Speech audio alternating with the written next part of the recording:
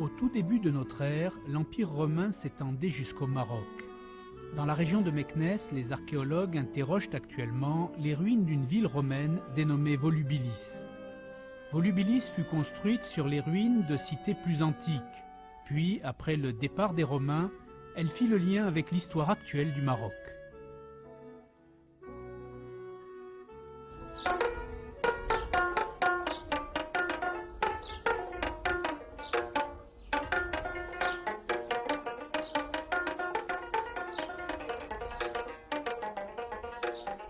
Nous sommes sur les contreforts du Moyen Atlas, au cœur du Maroc, non loin de Meknès, une région montagneuse riche en eau et en oliviers.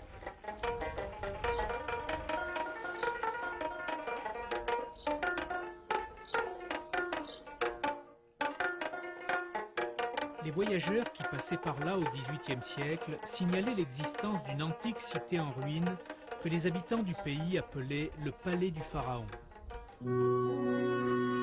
C'est le français Charles Tissot qui découvrait en 1874 que le palais du pharaon n'était autre que la ville romaine de Volubilis, la ville des liserons ou la ville au sommet d'un piton.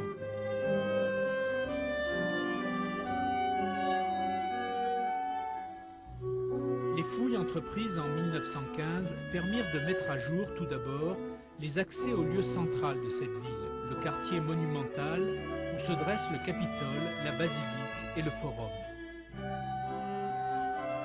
C'est le quartier par excellence où se passe la vie quotidienne, la vie administrative, la vie judiciaire et la vie politique. Et surtout qu'il y a un monument qu'on appelle la tribune Harangue.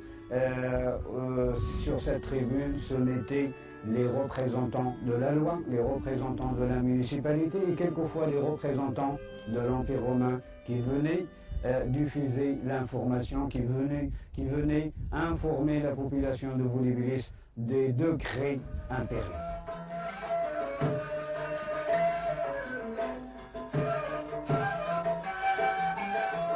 Les archéologues découvraient ensuite une douzaine d'établissements thermaux avec leur système de réchauffement et de circulation de l'eau, avec leurs salles et leurs bassins pavés de mosaïques, où certains chercheurs voient dans les motifs une parenté évidente avec les motifs des tapis berbères.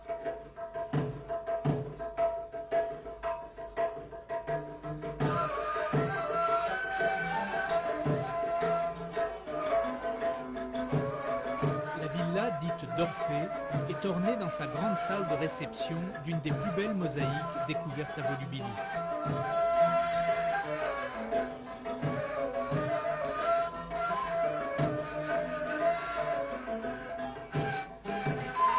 Le propriétaire de la villa était, pense-t-on, un riche commerçant producteur d'huile d'olive.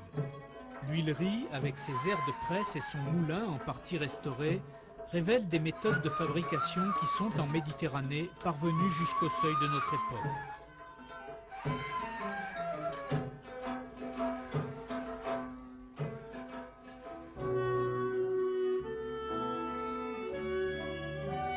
Le site de Volubilis a révélé une première occupation par les hommes qui date du néolithique, puis une deuxième occupation dès le IIIe siècle avant Jésus-Christ par une population de civilisation punique.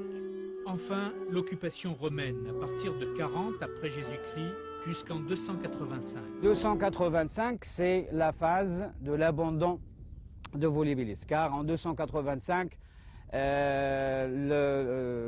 l'empereur Dioclétien a donné l'ordre à tous les troupes civiles et militaires romains de quitter le sud et de remonter vers le nord.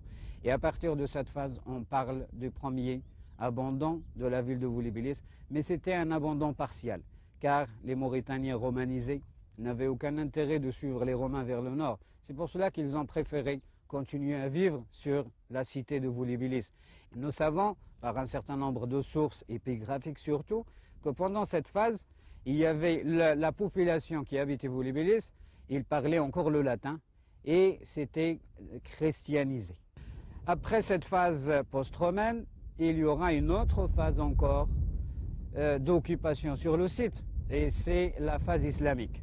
Et cette phase islamique qui va commencer d'une manière concrète à partir de l'arrivée de Moulay Idriss Ier, qui est le fondateur de la première dynastie arabo-musulmane et c'est lui qui va fonder bien sûr la première dynastie arabe et celui qui va fonder la ville de Fès qui va être le berceau des dynasties arabo-musulmanes au Maroc.